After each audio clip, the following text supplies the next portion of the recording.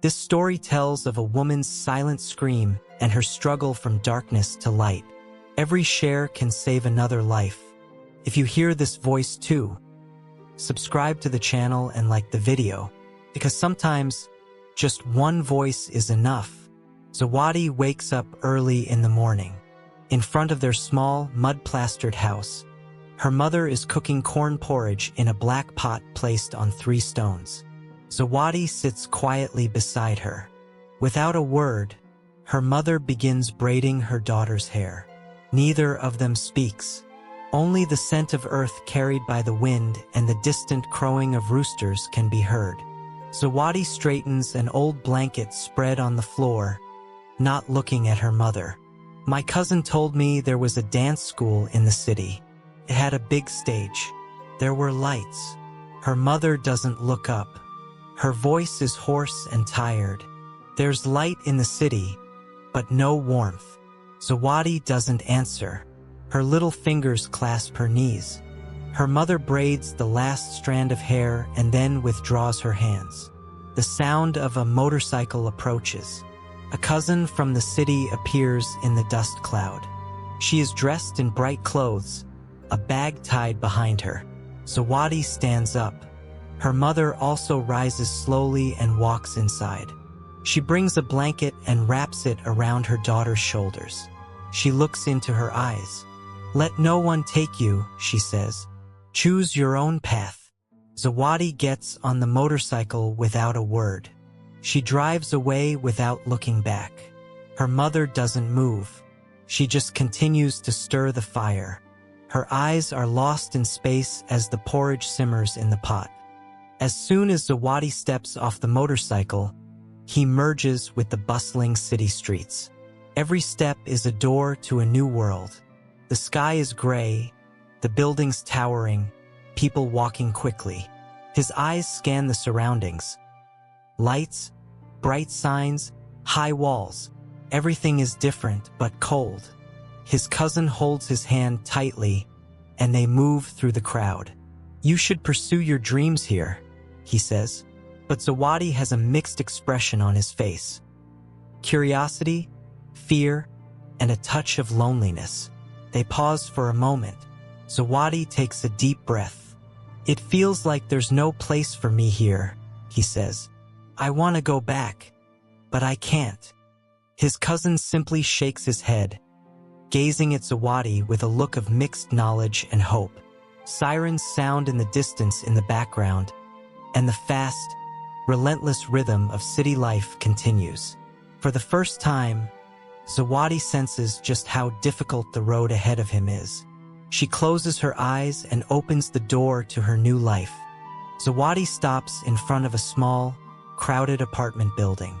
Dim lights filter through the windows. Life is thriving inside, but Zawadi feels alone outside, as if the world has forgotten her. Her cousin opens the door and says, "This is your new home." Zawadi steps inside, but everything feels unfamiliar. The stone walls are cold, the old furniture worn. She retreats to the corner of the room, opens her suitcase, and carefully packs away the few belongings she's brought to the city.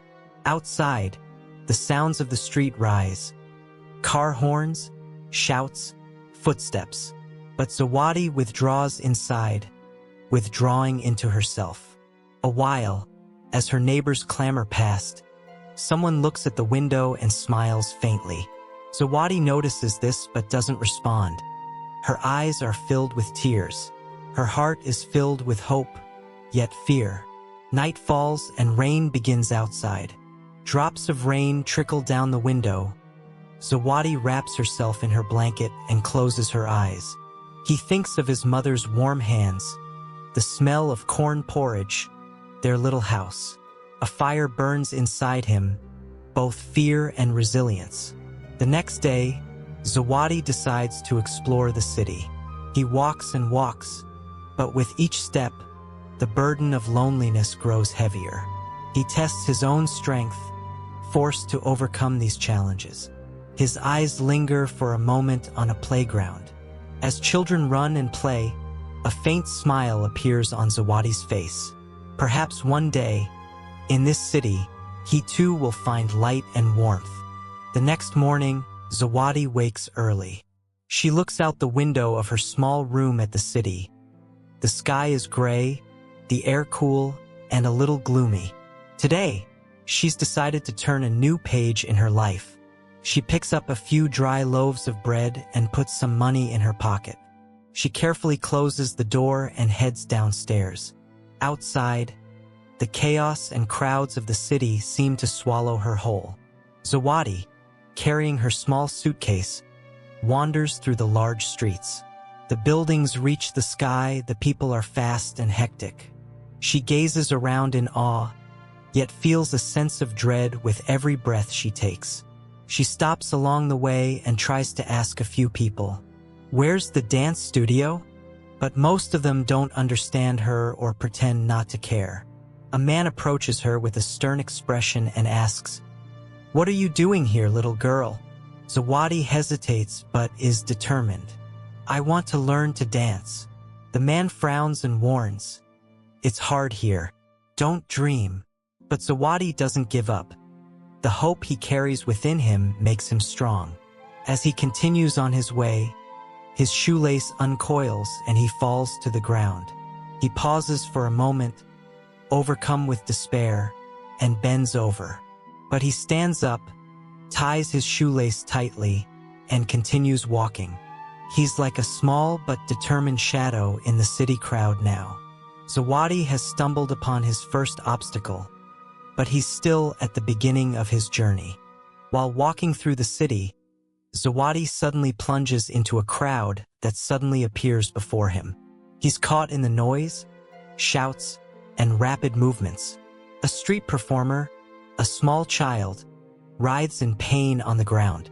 The crowd gathers around him, but no one helps.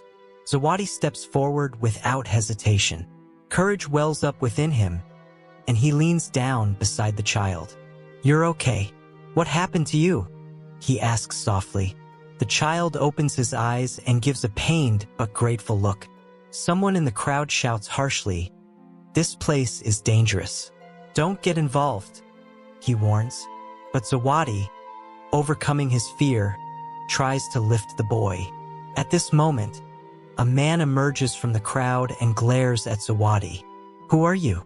You don't belong here," he says threateningly. Zawadi doesn't back down.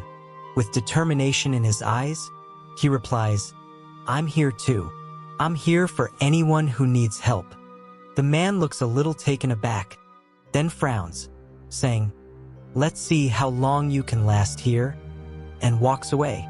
Zawadi supports the boy, leading him out of the crowd. Both fear and a new strength rise within him.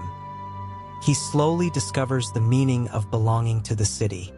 After taking the child to safety, Zawadi steps away from the city bustle. It's a corner of a small park. Trees cast shadows, birds chirp, but Zawadi's mind is awash in chaos. She sits down slowly and takes a deep breath. "I have to survive here," she tells herself quietly. A sudden phone call startles her. Her cousin's message appears on the screen.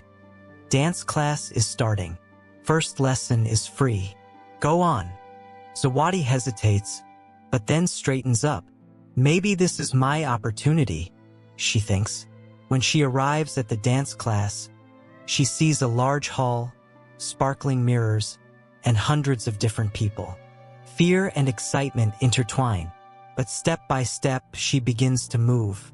A dance teacher approaches, gentle but serious. "Feel the rhythm. Let yourself go." Being in the city begins with learning this. Zawadi watches her reflection in the mirrors. She sees a fragile yet strong woman within herself.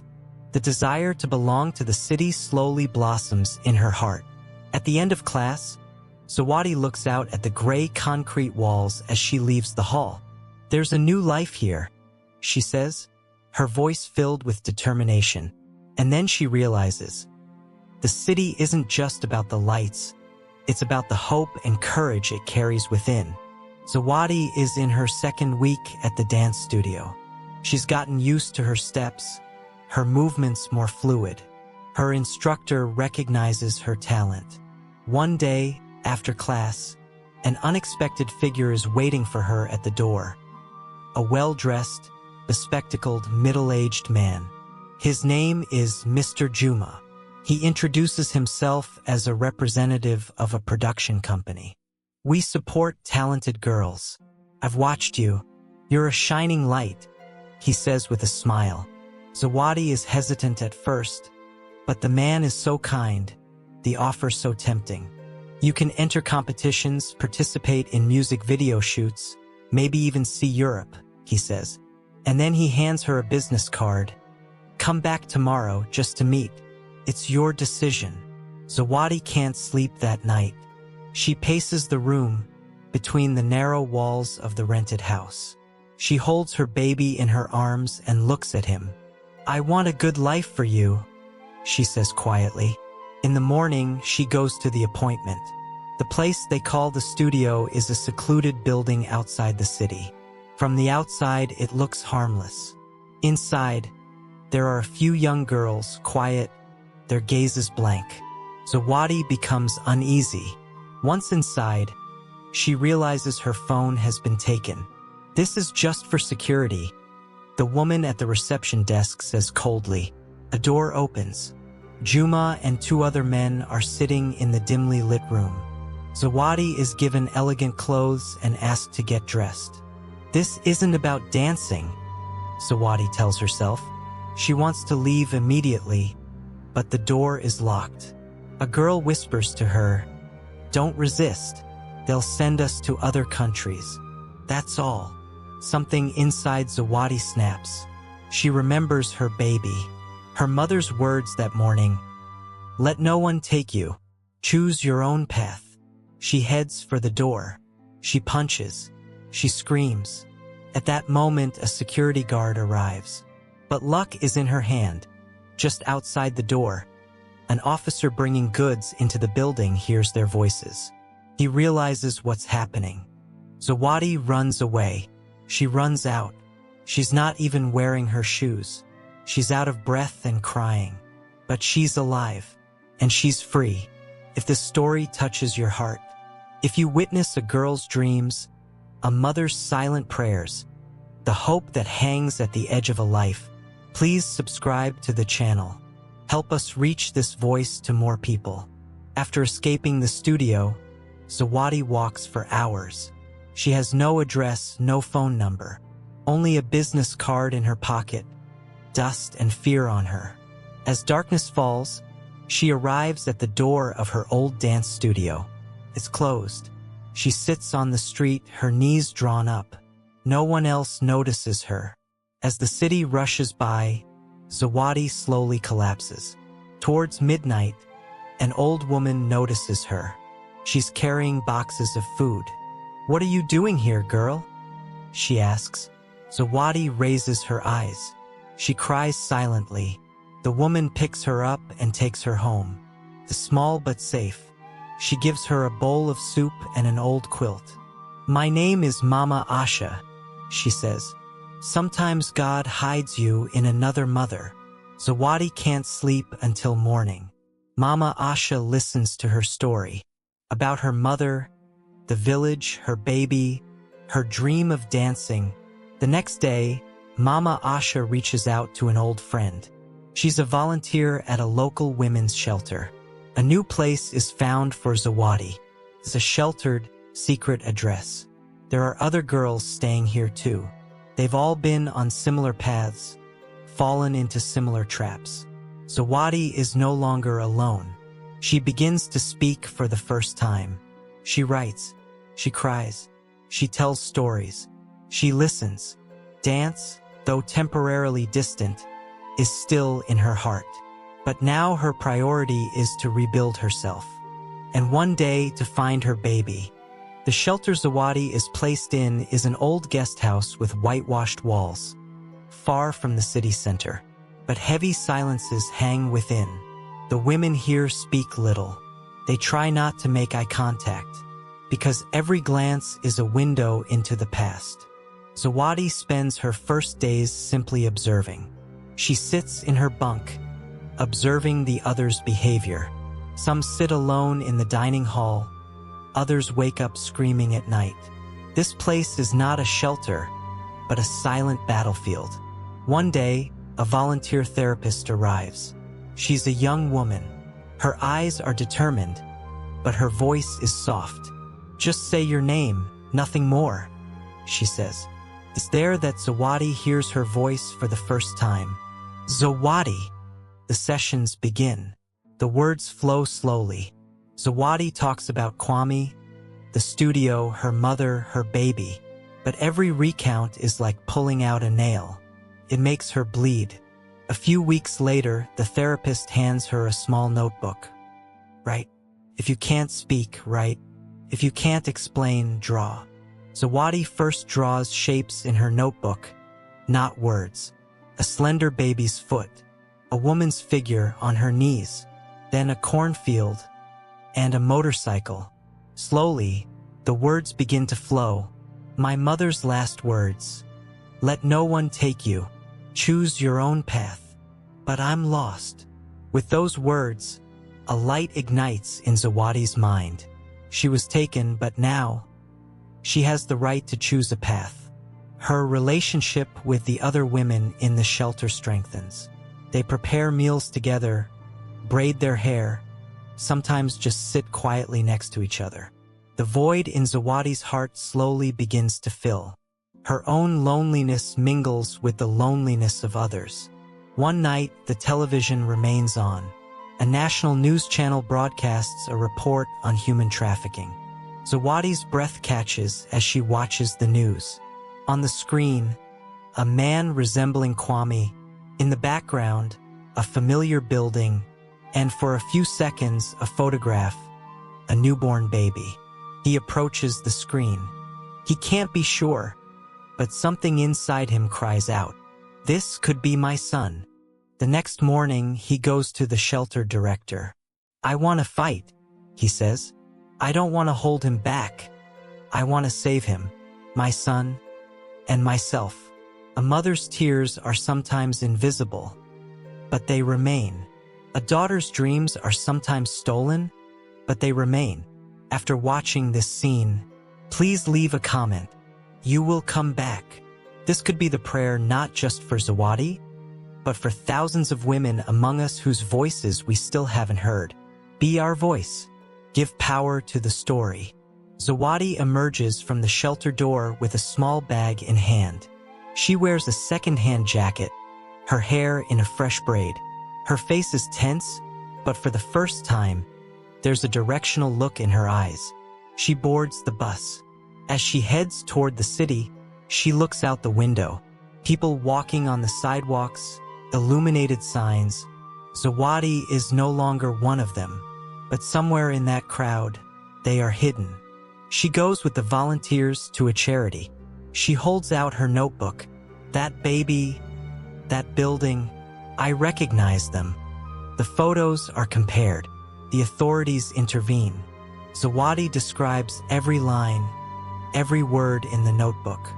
Her testimony becomes the clue that will unravel the network. A week later, news arrives.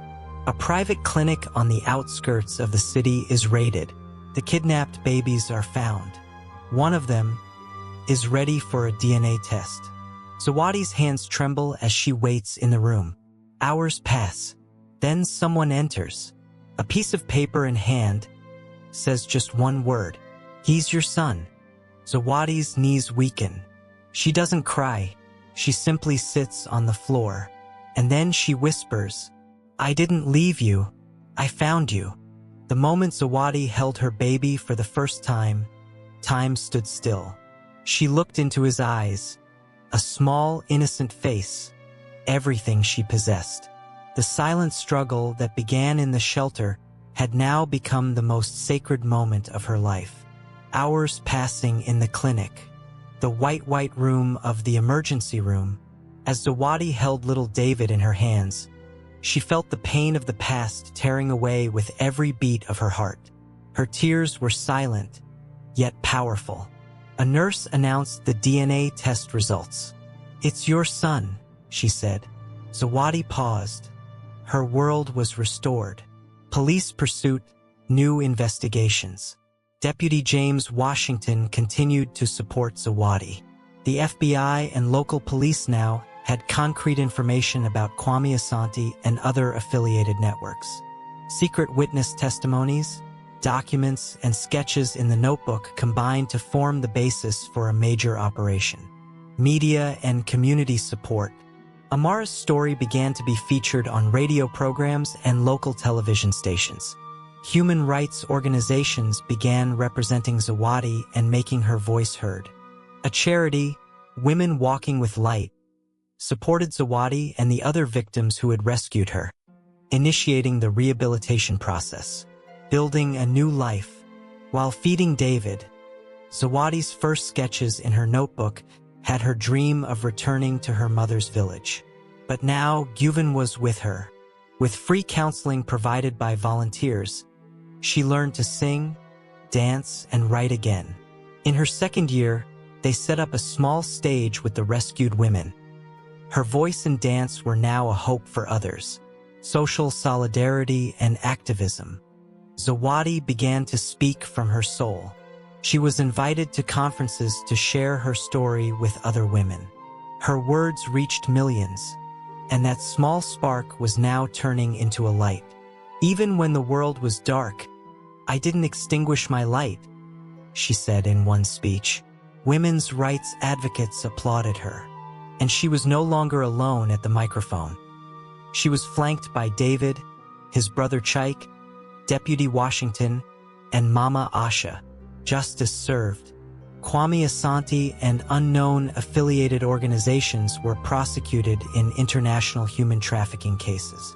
Amara's case, Zawadi's drawings, James's testimony, and police evidence were combined. The judge ruled life imprisonment and compensation. As the verdict was announced in the courtroom, a glimmer of dignity dawned in Zawadi's eyes. Not a hero, but now unbroken, ready for a hopeful finale. Zawadi founded a support group called Esther's Voice. Through this group, they offer psychological support, educational opportunities, and legal assistance to victims of human trafficking. She and David now have a small home built in solidarity in an eco-technical living space. The annual Women Walking with Light Festival tells their story as lights of hope. Near sunrise, Zawadi sits on the old divan in front of their house, holding little David. Birds sing in the background. The wind gently caresses the cornfields. Mama Asha stands at the door. In her hand is the blanket Zawadi left behind years ago. They remain silent for a while. Zawadi's eyes wander. Those dark nights, chained rooms, stone walls, looks of despair. But now those eyes have changed. There is no loneliness inside her anymore. There is hope, resilience, light. Zawadi shakes her head and smiles. He is no longer the old Zawadi. David is growing up. He is no longer just a child. He is a witness to his mother's suffering, a continuation of her strength. Zawadi tells him. Years later, Zawadi is performing at the Festival of Women Walking with Light, held outdoors. The entire town, the women of the village, and the children are there. The wind blows against her face as she dances. Her eyes well up with tears, but she doesn't cry. Once upon a time, I was silent. Now, as I dance, I tell you everything. My son, I'm not bequeathing you my past. I'm bequeathing you the right to choose, freedom, and voice. Zawadi kneels at his mother's grave. He leaves a letter in the ground. Inside it is written, "Mother, you taught me to walk. Even if I fall, I learned to get back up with you. I'm okay now. I have become light, and light diminishes the darkness wherever it goes." If this story touched your heart, if you've witnessed a mother's silent cry, a daughter's resistance, people's hope born from darkness, please like the video and add a voice to ours by writing Isaji Tasianler in the comments. This channel exists not just to be watched. It exists to be heard, felt, and changed. Share your own story, because like Zawadi, every light arises from somewhere. Subscribe, let's grow together.